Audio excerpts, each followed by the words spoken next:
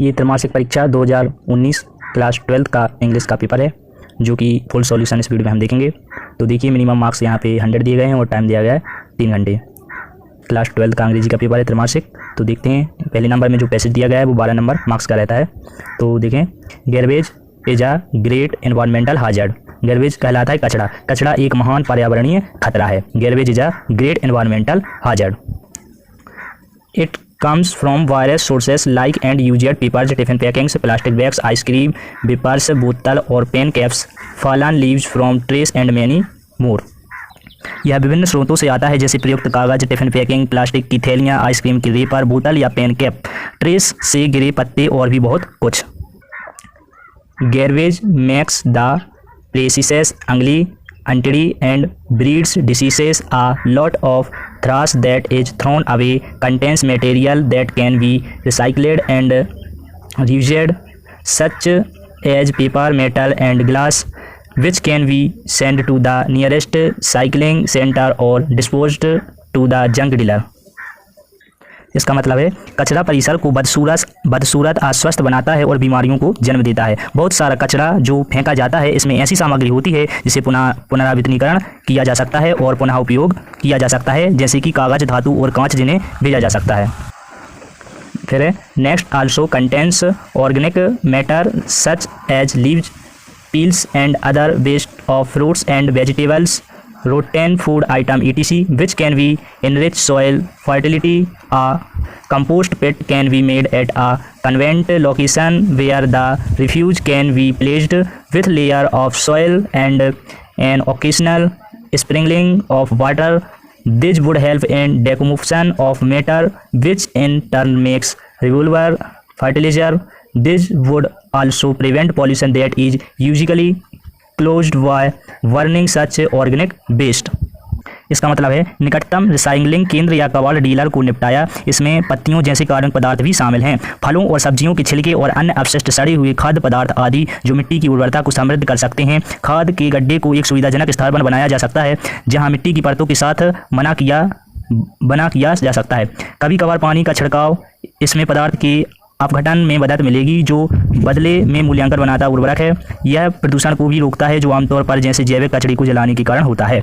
ये जो पैसे दिया गया है, ये अपशिष्ट पदार्थ जो प्रदूषण फैलाने वाले ये जो पदार्थ हैं, ये सब पेन, टिफिन बॉक्स, पन्नी वगैरह, तो इसी के बारे में बताया गया कि प्रदूषण फैलाने वाले तत्वों के बारे में बताया गया कि ये बहुत ही हानिकारक होते हैं, प्रदूषण फैलाने वाले तत्व। तो जो इसके क्वेश्चन है वो हम इस पैसेज में देख लेते हैं। ठीक, देखिए जो क्वेश्चन है वो है, the main source of garbage now a day are खालिस्तान आल्सो। कचरे का मुख्य स्रोत अब कौन सा है? Household things. Household things, घर की चीज़ें, इसका राइट आंसर है। फिर है लीव्स कैन एनरिच खालिस्तान फर्टिलिटी, ये क्वेश्चन है हमारा। पत्तियां समृद्ध कर सकती हैं सॉइल, सॉइल इसमें मृदा, राइट आंसर है। नेक्स्ट है the noun of fertility is, तो ये क्वेश्चन गलत दिया गया है और आपको अगर मालूम हो तो आप कमेंट में बताइएगा। ठीक, नेक्स्ट है Khalistan is a great environmental hazard. ये पैसेज की फर्स्ट नंबर की लाइन है कि जो कचरा है वो एक महान पर्यावरणीय समस्या है। ये पहला ही पैसेज का है। ठीक, और नेक्स्ट है other 2 degree of nearest R, जो 2 डिग्री हैं नियरेस्ट की वो कौन कौन सी हैं? तो इसका राइट आंसर है near, nearer, nearest. Near, nearer, nearest, ये तीनों डिग्री हुए हैं। ठीक, नेक्स्ट है गार्बेज मेक्स परमिसेस, कचरा परिसर बनाता है, तो अंटिडी असत इसका राइट आंसर है। नेक्स्ट है we can dispose of garbage to आ, यहाँ तक, तो इसका राइट आंसर है जंक डीलर। मतलब हम कचरे का निपटान कर सकते हैं, एक उसको कबाड़ के डिब्बे में कचरे को अगर भर दें जंक डीलर में, तो निपटारा हो सकता है कचरे का। नेक्स्ट है according to the passage burning organic waste can cause, मार्ग के अनुसार चलने से जैविक कचरा पैदा हो सकता है, प्रदूषण, इसका ये फर्स्ट नंबर का पॉल्यूशन, राइट आंसर। नेक्स्ट है what are the sources of garbage, प्रदूषण कचरे के स्रोत क्या हैं? सोर्स, स्रोत कहलाते हैं। तो जो गार्बेज है कचरे, उसके स्रोत क्या है? What are the source of garbage, तो यहाँ से आपका ये राइट आंसर हो जाएगा। It come from various source like used paper, tiffin packing, और यहाँ मैनी मोड तक इसका राइट आंसर हो जाएगा। और नेक्स्ट आप डिस्प्ले पे सभी के आंसर देख सकते हैं। और देखिए दूसरे नंबर पे जो क्वेश्चन दिया गया है वो है, यहाँ पे नोटिस समरी बनाना है। तो ये भी प्रदूषण के ऊपर जो पैसेज दिया गया है, आप इसके छोटे छोटे नोट बना सकते हैं और समरी और इसका अच्छा सा टाइटल दे सकते हैं। तो आपको इसका नोट्स बनाने हैं और टाइटल इसका पॉल्यूशन हो सकता है। ठीक। और यहाँ पे जो दिया गया है कि एब्रीविएशन यूजिंग, मतलब शॉर्ट फॉर्म, जैसे डॉक्टर का DR, तो नोट्स बनाने में शॉर्ट शब्द का उपयोग करना है। नेक्स्ट है तीसरे नंबर में, with the help of description given below prepare a advertisement. यहाँ पे एक एडवर्टाइजमेंट बनाना है। तो ये जो IT प्रोफेशनल वाला एडवर्टाइजमेंट है, ये सेम टू सेम पूरा एक बॉक्स के अंदर लिख देना है। आपको 5 नंबर इसमें मिल जाएंगे और ये बहुत ही इंपॉर्टेंट है। आप डिस्प्ले पे देख सकते हैं, इस तरह कुछ बनाना है। नेक्स्ट है, with the help of given clues design a poster. एक हमें अच्छा अट्रैक्टिव पोस्टर बनाना है जो कि don't be cruel to animal पे एक पोस्टर बनाना है। जानवरों को मारो मत, उनको बचाओ। तो आप यहाँ पे देख सकते हैं कि कुछ इस तरह का आपको पोस्टर बनाना है। डिजाइन में लिख देना है save water, save the earth, save animal, और यहाँ पे ऊपर हेडिंग लिखना है don't be cruel to animal, बड़े बड़े कैपिटल अक्षर में लिख देना है। आपके लिए 5 नंबर, इस 2 में से कोई भी कर सकते हैं और दोनों ही इंपॉर्टेंट हैं। नेक्स्ट है चौथे नंबर में, यहाँ पे एक हमारे लिए पैसेज, एक पैराग्राफ लिखना है। तो जो लिखना है वो है इम्पोर्टेंस ऑफ इंग्लिश, अंग्रेजी का महत्व, अंग्रेजी भाषा का महत्व लिखना है। तो आपके लिए डिस्प्ले पे दिख रहा होगा the importance of English, heading दी गई है और इसमें लिखा गया है अंदर, English is an international language and today it is spoken all over the world with the invention of internet no country can depend upon its local language we can communicate with other countries only when we know English to understand medicine technology and trade we must know English well without knowing English no country can progress English has a rich literature and students can enjoy after learning English. आपको ये complete कर लेना है। अंग्रेजी एक अंतर्राष्ट्रीय भाषा है, आप इसके लिए फुल कर सकते हैं याद, और बहुत ही इंपॉर्टेंट है ये भी, ये क्लास 11th में भी आपने पढ़ा होगा। नेक्स्ट भी आपको एक पैराग्राफ लिखना पड़ता है यहाँ पे, और अंग्रेजी में दिया गया है 5वें नंबर में एप्लीकेशन। तो एप्लीकेशन लिखना है school leaving certificate, school leaving certificate के लिए आप एक एप्लीकेशन लिख सकते हैं। और नेक्स्ट है लाउड स्पीकर के ऊपर एप्लीकेशन, और नेक्स्ट दिया गया है लाउड स्पीकर, वेरी इंपॉर्टेंट है। और नेक्स्ट है आप अपने फ्रेंड के लिए अपनी पढ़ाई के बारे में एक लेटर लिखिए, जो यहाँ पे रेसिडेंट एड्रेस दिया गया है, और योर फ्रेंड सुनंदा आपका दोस्त है। नेक्स्ट है यू आर अनिल, तुम अनिल हो और रेसिडेंट आप यहाँ पे रहते हैं, और आपको एक लेटर लिखना है अपने अमित फ्रेंड के लिए जो कि रहता है इंदौर में, और इनवाइट करना है आपको ब्रदर सिस्टर मैरिज में। आप ये भी लेटर कर सकते हैं। नेक्स्ट दिया गया है जो कि वंडर ऑफ साइंस का निबंध, तो आप वंडर ऑफ साइंस का निबंध भी डिस्प्ले पे देख सकते हैं। ये क्लास 10th में आपने किया होगा, बहुत ईजी है। तो मैं पढ़ के सुना देता हूँ। Wonder of Science Introduction. It is the age of science. Science plays an important role in our life. It has made our life easier and comfortable. Science is a systematic way of knowledge and living. Scientific wonders. Science has given us many wonderful gifts. The various inventions of science are its wonders. We cannot imagine our life without them. Next, various invention. Electricity is the most useful gift of science. It gives us light, heaters, fan, coolers, refrigerators, computers, etc. All work by electricity. It also runs machines and trains. Next है medicine and surgery. Science has given wonderful medicines. Vaccination help us in preventing diseases like polio, childhood smallpox, etc. Next है means of communication. Today we amuse ourselves by watching television and listening to music on radio and tape recorder. Television has become a powerful medium of education and knowledge. Next है computers. Science has invented computers. These are wonderful inventions. Computers can do complex calculation and work quickly. They have solved a lot of problem of man. Next है consolation. Consolation में आपको लिखना है option are, science is a great help to modern man if properly used it can make the life of man healthier and happier. अभी तक आपने हमारे channel को सब्सक्राइब नहीं किया तो चैनल को सब्सक्राइब कीजिए सही पेपर के सॉल्यूशन पाने के लिए, और इस चैनल पे पूरे पेपर अपलोड हैं। नेक्स्ट देखते हैं question number 8। Ravi is an MA in Hindi. Ravi ने MA किया है हिंदी में, तो MA जो हम हिंदी में लिखते हैं तो ये स्वर है वोवेल से, इसलिए यहाँ पे AN का यूज होगा, और ज़्यादातर जो शॉर्ट फॉर्म आते हैं उसमें AN ही लगता है। नेक्स्ट है Manoj lost all the money he had. Next है he has been teaching in the school, तो यहाँ पे सेंस लग जाएगा, सेंस 1918। नेक्स्ट है my mother is hard Khalistan hearing of hearing यहाँ पे आ जाएगा। नेक्स्ट है you Khalistan not feel sorry for this mistake, तो यहाँ पे नीड ज़रूरत यहाँ पे आ जाएगा। नेक्स्ट दिया गया है डुएज डायरेक्ट, तो ये आप डुएज डायरेक्ट सॉल्व कर लीजिए। और नेक्स्ट देखते हैं क्या दिया गया है। क्वेश्चन नंबर 10 में पोएम दी गई है, तो teach me to listen lord, chapter number 1 है ये 10 नंबर के क्वेश्चन में एक पोएम दी गई है जो कि 1 नंबर के चैप्टर में है। Teach me to listen lord poem से ली गई है ये पैराग्राफ जो दिया गया है। तो यहाँ पे जो क्वेश्चन है पहला, अटेंटिव का जो समान अर्थ है अटेंटिव का, तो यहाँ पे इसका राइट आंसर हो जाएगा सावधान। चौका शब्द का ये जो है, तो यहाँ पे अवेयर इसका राइट आंसर हो जाएगा जागरूक। नेक्स्ट है the word opposite in meaning to aware, aware शब्द का विलोम शब्द लिखिए, तो अवेयर शब्द का विलोम शब्द जो कि राइट आंसर होगा जागरूक का, यहाँ पे 1 नंबर का अनअवेयर हो जाएगा, अवेयर का अनअवेयर और अटेंटिव का अवेयर। नेक्स्ट है सी नंबर में राइट नेम, नाम लिखो ऑफ द पोएम, कविता जो एक्सट्रैक्टिव हैज बीन टेकन, जो यहाँ पे ये लाइन दी गई है पैराग्राफ ये किस कविता से ली गई है उसका नाम लिखिए। तो teach me to listen lord इसका राइट आंसर है। नेक्स्ट भी जो कविता है पोएम बी नंबर में, इसके भी राइट आंसर देखते हैं। तो वो कविता है जो वो है द नेम ऑफ पोएट, कवि का नाम W.H. Davis. Give the meaning of the word starve, starve मतलब भूखे प्यासे, तो डाई ऑफ हंगर इसका राइट आंसर हो जाएगा, भूख के प्यासे, भूख से मरे हुए। नेक्स्ट क्वेश्चन दिए गए हैं, ये क्वेश्चन बहुत इंपॉर्टेंट है।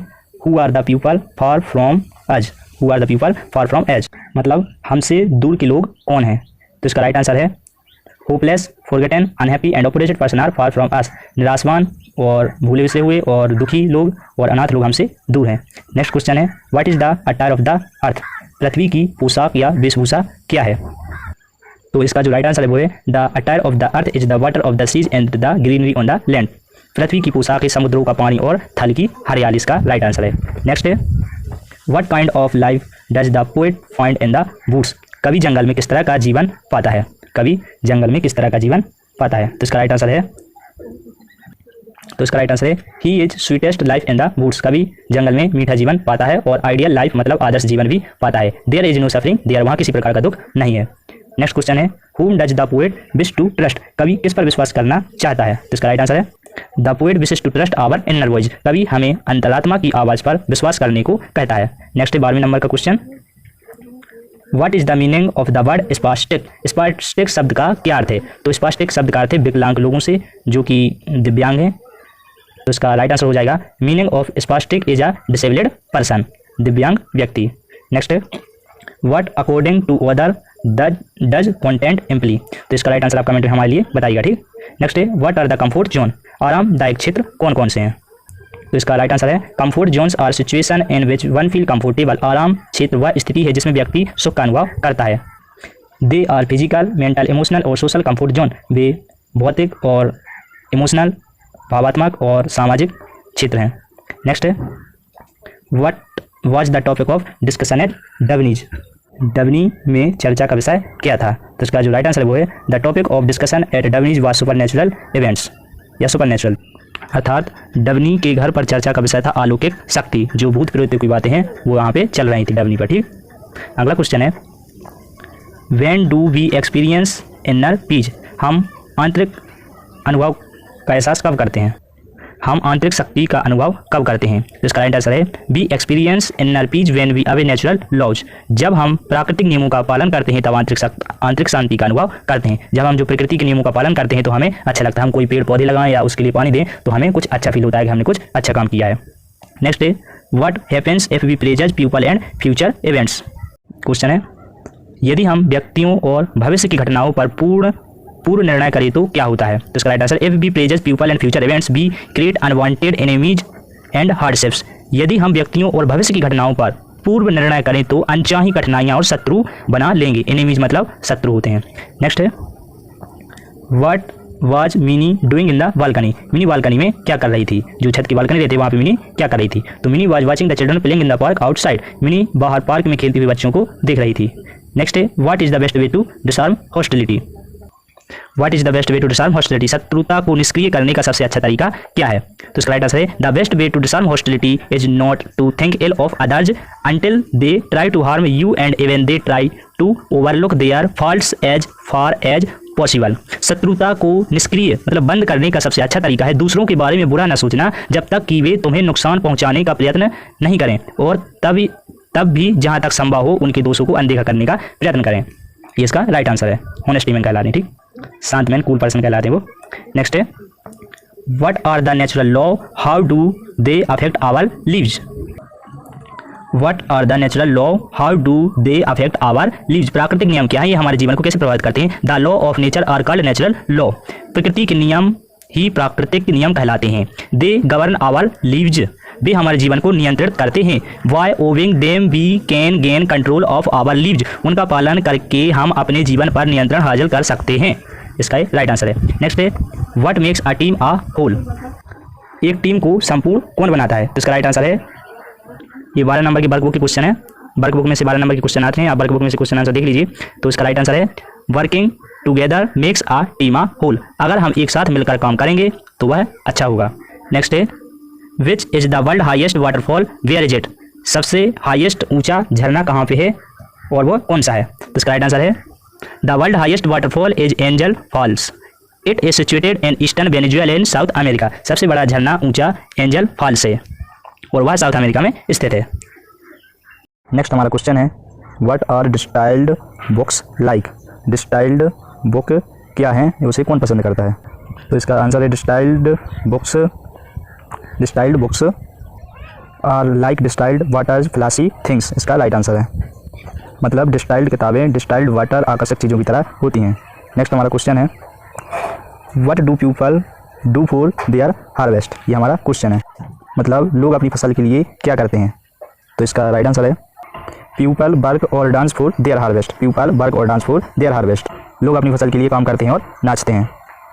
नेक्स्ट हमारा क्वेश्चन है what is the simplest form of meditation. What is the simplest form of meditation. लोग ध्यान का सबसे सरल रूप क्या है? ध्यान एकत्र करने का सबसे सरल रूप क्या है? तो इसका राइट आंसर है the simplest form of meditation is to focus on breathing. मतलब ध्यान का सबसे सरल रूप श्वास पर ध्यान केंद्रित करना है। हम जब योगा करते हैं तो अपनी श्वास पर ध्यान देते हैं और हमारा मन एकत्र हो जाता है। अगला प्रश्न है what is the who took the kids into the restaurant. बच्चों को भोजनालय कौन लेके गया? तो इसका राइट आंसर है the truck driver took into the restaurant. अर्थात ट्रक चालक ड्राइवर बच्चों को भोजनालय ले गया। और नेक्स्ट ये 4 नंबर में पोएम आती है, तो गीता की ये पोएम है, देख सकते हैं आप यहाँ पे। और ये भी एक पोएम है, इस पर आपको एक पैराग्राफ लिखना पड़ता है 150-200 शब्दों में। और ये जो रह गया है द ब्रेन स्ट्रक्चर, ये भी देख लेते हैं। तो डिस्क्राइब स्ट्रक्चर ऑफ ब्रेन, मतलब मस्तिष्क की बनावट का वर्णन कीजिए। Describe structure of brain. इसका राइट आंसर है the brain is like 1.5 kilo mushrooms made up of grey and white tissue. It contains about 30 billion nervous cells और neurons and 5 to 10 times number of glial cells. The brain has distinct left and right hemispheres controlling the right and left part of body respectively. इसका right answer है अर्थात मस्तिष्क एक 1.5 kilo के mushroom के समान है जो कि सफेद तथा भूरी कोशिकाओं से मिलकर बना है। इसमें करीब 30 अरब नर्व कोशिकाएं या न्यूरॉन्स तथा इसकी 5 से 10 गुना ग्लियल कोशिकाएं होती हैं। मस्तिष्क में दाएं तथा बाएं गोलार्ध होते हैं जो कि शरीर के क्रमशः बाएं तथा दाएं भागों को नियंत्रित करते हैं। नेक्स्ट है इंपोर्टेंट क्वेश्चन है दोनों, और ये तीनों सब इंपोर्टेंट है क्वार्टरली के। Describe the duck's farewell. Describe मतलब वर्णन होता है, तो बतख की विदाई का वर्णन कीजिए। तो इसका राइट आंसर है Minnie's father took the dog, Minnie and the other children, to the nearby lake. There the children lifted the dog carefully from Minnie's lap and gently released him into the lake. He started swimming, shoveling the water with beak. The children watched him for a long time. अर्थात mini के पिता बतख को mini व दूसरे बच्चों के साथ नज़दीक की झील पर ले गए। वहाँ बच्चों ने उसे मिनी की गोद से सावधानी पूर्वक उठाया और धीरे से झील में छोड़ दिया। वह तैरने लगी और अपनी चोंच से पानी उछालने लगी। बच्चे बहुत देर तक उसे निहारते रहे। और ये चैप्टर, ये जो क्वेश्चन है, क्वेश्चन पेपर, ये बहुत ही इंपॉर्टेंट है। आप इसको 2-3 बार देख लीजिए वीडियो को, तो आपको ये पूरा वीडियो याद हो जाएगा। और बहुत ही इंपॉर्टेंट है ये सभी। इसी में से 90% पेपर में आएगा, 90% पेपर इसी में से आता है, इंग्लिश के और हिंदी के, दोनों ही इंपॉर्टेंट रहते हैं। और सब्सक्राइब कीजिए हमारे चैनल को। Thank you.